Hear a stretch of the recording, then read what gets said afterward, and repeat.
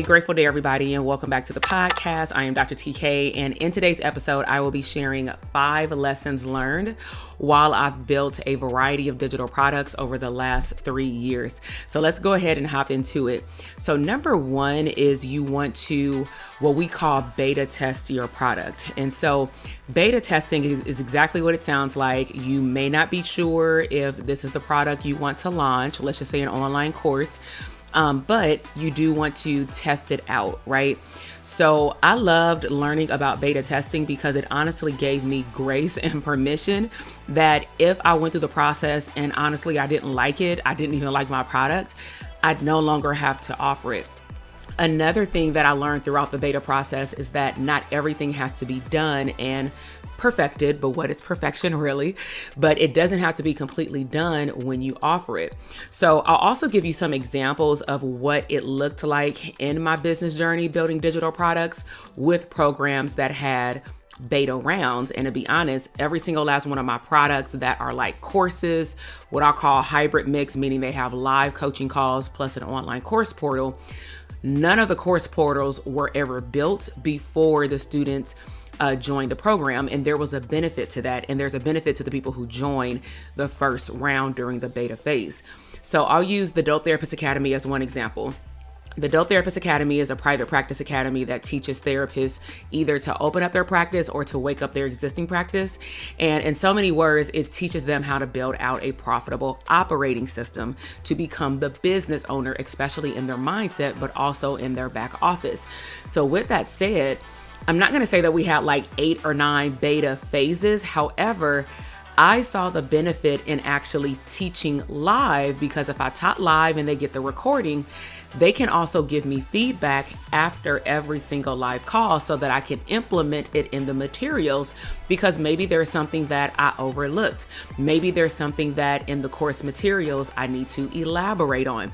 So I love beta testing products because the clients or the consumers are actually helping you build it as you go along, and then you can let them know they have alumni access or they are grandfathered in at the rate that they got in. Let's just say if it's a membership, but you can do this for pretty much any product or service, especially digital courses and things like that.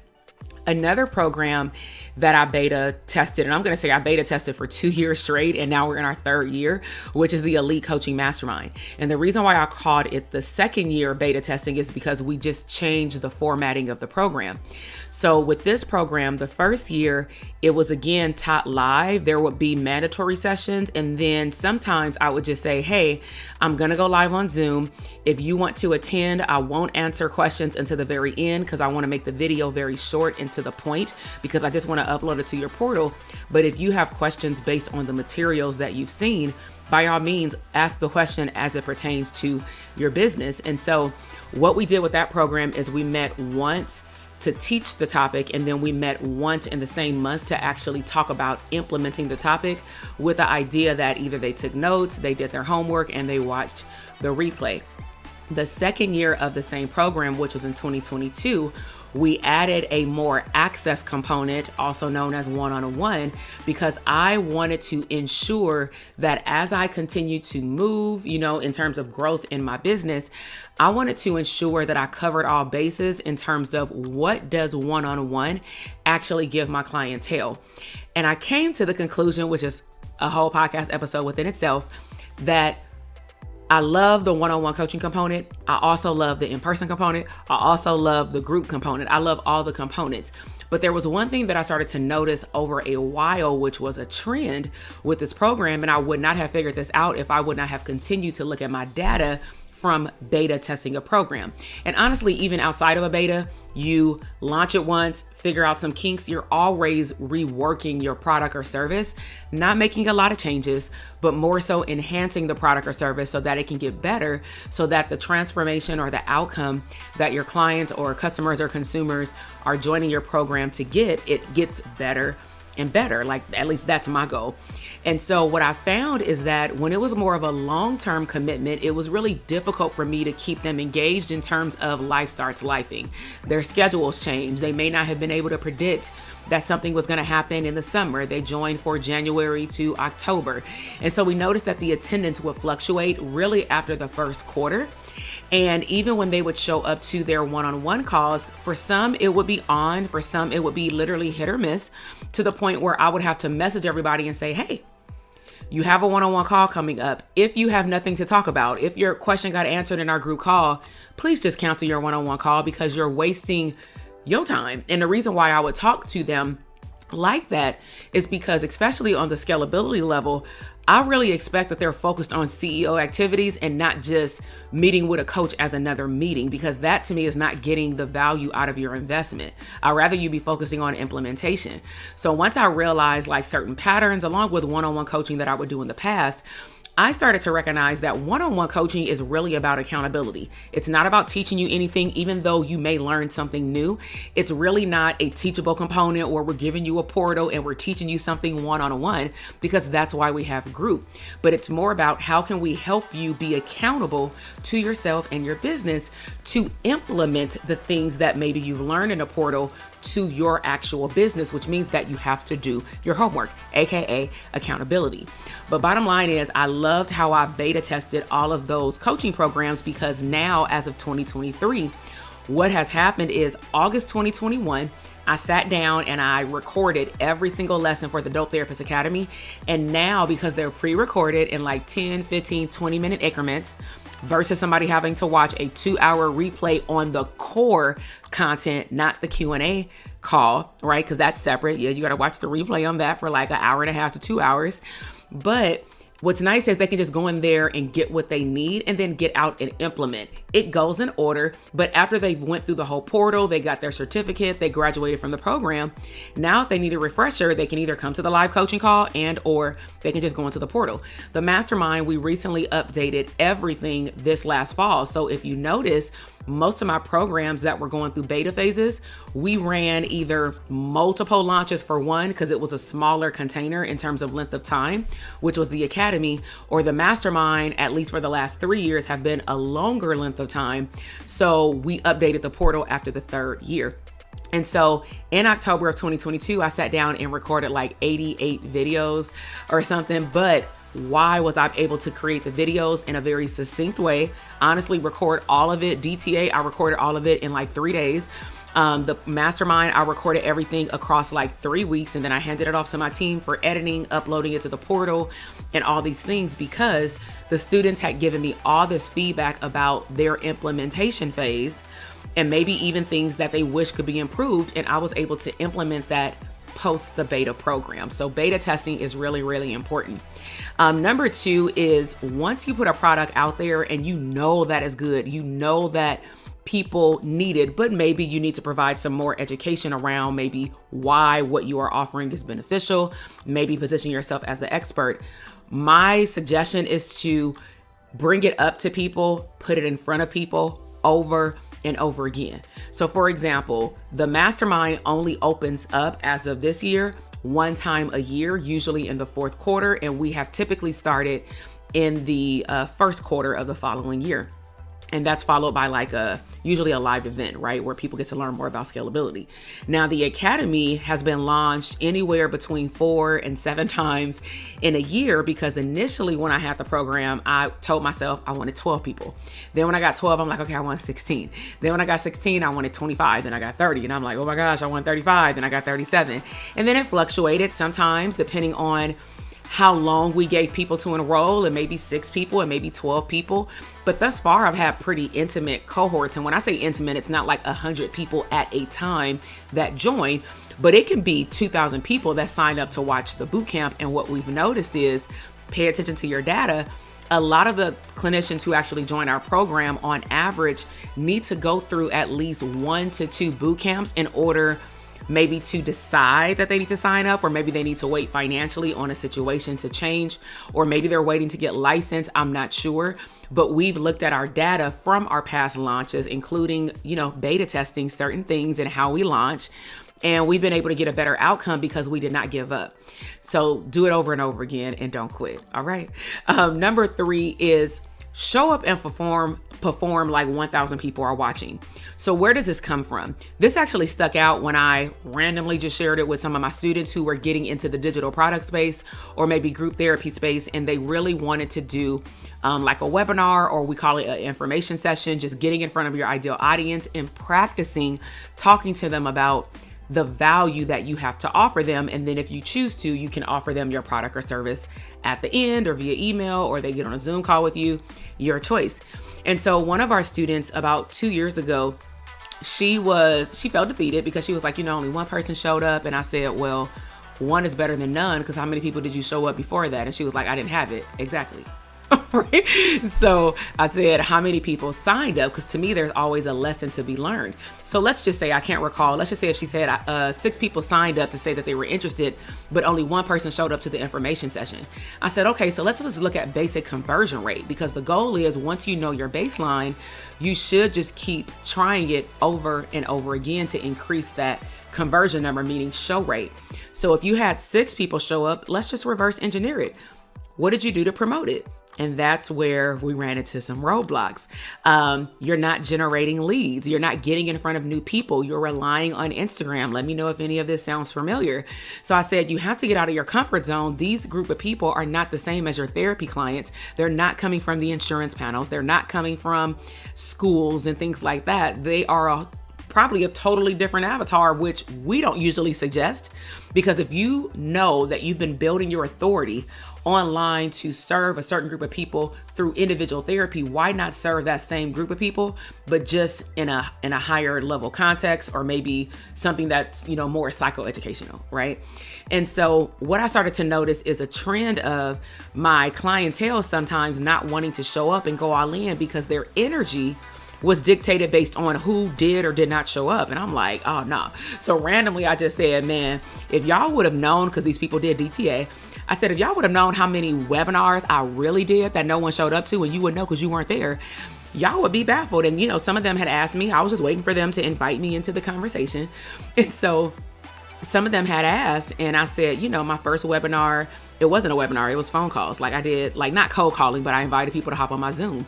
Sometimes it was just having conversations, inviting people to tell me what's wrong in your mental health business, or where do you want to go in your mental health business in the future? Because that started helping me build content around what I need to teach before I invite them in.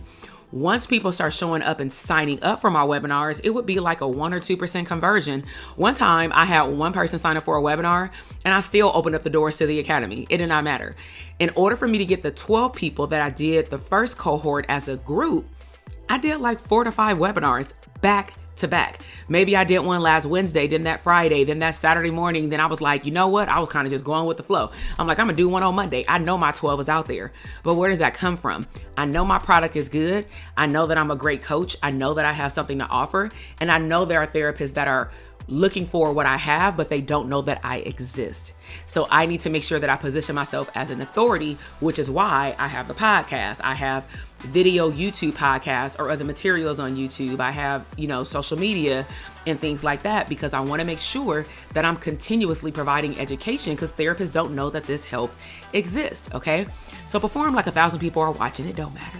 All right. Number 4, be willing to barter for social proof. And so remember when I talked about beta testing, one of the ways that I learned how to get people in my programs is, let's just say if a program was, regularly $1,500. Well, maybe because they were the first cohort, and I don't mind telling them this so that they can understand they're getting a deal, but there's an exchange principle. So I may let you in if it's like a higher tier program for 40% off, for 50% off. But the bartering process is, you have to provide a video testimonial for our program at the end to let us know any wins that you experience. And we would also be sending you a digital version survey after every single call. That's like 1 to 2 minutes, not even that, probably like 2 to 3 questions. And all we want you to do is survey what happened in this first call so that we can make sure we implement it in the next call or in the portal or whatnot. And so we still do that to this day, even though we're not beta testing. Like every time a student comes to our coaching calls, whether they fill it out or not, it's on autopilot. We send you a questionnaire and we do look at the data. And guess what? Just like a professor should do, because I am a college professor, or I was on college campus for like 18 years, right? is that you want to be able to implement what your students are telling you, especially if there is a trend. If you are scared to get feedback, we have a bigger problem, because that means that you don't want anybody to tell you how to enhance or change something in your program. And I'm not saying that you should allow someone to change your program, but if 3 people are telling you that they feel overwhelmed, maybe it is because you're giving them too much information.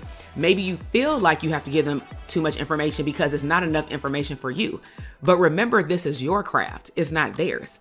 So sometimes we give too much when in reality, people will get a bigger transformation if they got less. Less is more. All right. And lastly, number 5 is actually my favorite, which is I've learned over the last 7-8 years, coaching one-on-one, doing masterclasses and group coaching, and just having an array of digital and physical products. I cannot please everybody. Now, I'm human. I believe that every human being has a people-pleasing side of them, even if it's with their child, but we have it in us. Now, to a degree, some people have 1%, 100%, or 50%. This is something that I still continuously work on, and I'll know that I'm getting into my people-pleasing mode because I'll try to figure out every single thing that could potentially have went wrong as to why somebody saw something a certain way, and I start to overthink it, and I have to remember, what did I contribute to the situation? Because I do want to take ownership with integrity of how I may have contributed to a situation, or what am I doing that is not getting my clients results, whatever the case may be, whether it's therapy or coaching. But at the same token, I also would like to determine what else could have been done on the other side. It doesn't mean that person is going to change or they're going to say something differently or apologize if that is needed or something like that. But I just like to look at the whole situation. So with that said, and me not being able to please everybody, I learned that there is no right time, people, to have a coaching call. There is no right length of time to have a coaching call.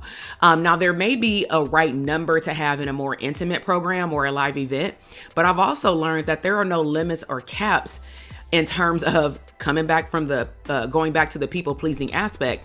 I made the assumption that the more and more students that I added to the program, especially the academy, because it has no cap, because it's all digital, I start telling myself a narrative that I have to keep the cohort small because therapists like intimate environments.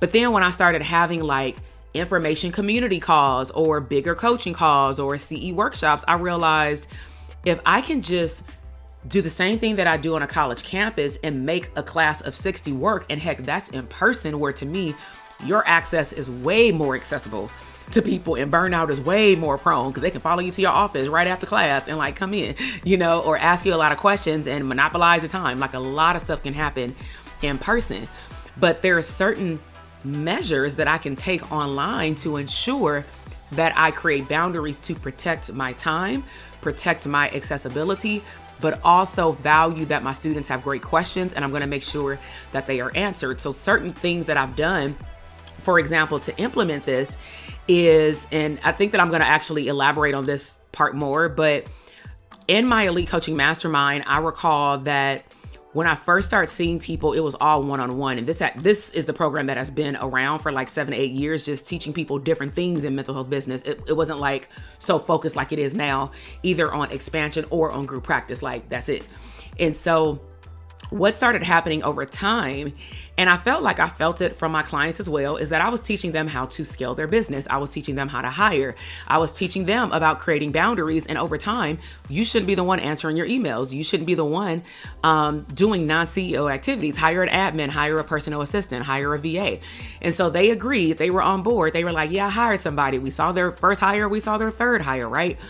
But I started to notice that when I started to move away with being the direct contact, more so about admin stuff, not coaching stuff, because they could contact me at that level. But when my team started to, for example, reach out due to billing, or we had a question if you're attending a live event or something like that, because this is my assumption, because I believe that I had intimate relationships with clients for 2-3 years, 6 months, 3 months. I've had clients on like 8-week programs in Chicago. Like it just depends on when you met me, right? I've evolved over time, but with that evolution, I have to make sure that I'm within integrity of practicing what I teach to you. So if I'm teaching you how to delegate, and I'm teaching you how to remove yourself from so many administrative properties in your business, why am I going to continue to be that person who always responds to the email about a billing or update your credit card question, or when is our next coaching call, or where's my coaching link? That's not a strategy coaching session. I am your coach. So if I have someone in place, there will be a warm handoff. They'll introduce themselves. They'll be on some of the calls, especially group calls, but they're going to take over. And I felt personally, and as a coach, that some students over time had a difficult time if they had a more intimate relationship with me when I didn't have as much help or any help like I do now. So let me know in the show notes if you would like to learn more about that. Like, how do you stay within integrity of teaching your clientele something, but then maybe you are struggling to implement it, maybe because there are some energetic vibes there that are not so pleasing. But I really hope that you've enjoyed this podcast episode. I've really enjoyed just going through this series and really talking about 11 years in private practice, but also on my journey to making my first of many millions, and sharing from mental health business to coaching business to mindset to money. Let me know if there's any topic that I brought up, even as a tip or a point, and you want me to elaborate more. And so if you haven't already, go ahead and binge listen to other podcast episodes, but these are rolling out at this point every single day. And there are 11 episodes back to back that are about this series. All right. So I will see you or talk to you in the next episode. If you are watching on YouTube, please make sure to head to the comment box. Check out the resources. We do have some things coming up in the fall, whether it is a live event in Vegas for scalability for therapists, healers, or coaches, or maybe you want to open up and or wake up your existing private practice. We are opening up the doors to the Academy one last time in the fall for the year. But that conference that we're having in Vegas, that is our very last time having a live event for a while that is open up to the public. Okay. So with that said, let me know if you have any questions. If you're listening only on the podcast, make sure that you follow us, share this episode with 2 or 3 therapists, healers, or coaches that you know, because I am sure that other people are building digital products. And my goal is to make sure that you don't reinvent the wheel and that you learn from others who have been down the path that you're going toward so that you can work around it. And if you need help, just reach out and see what we have to offer. All right. I'll see you in the next podcast episode. Bye.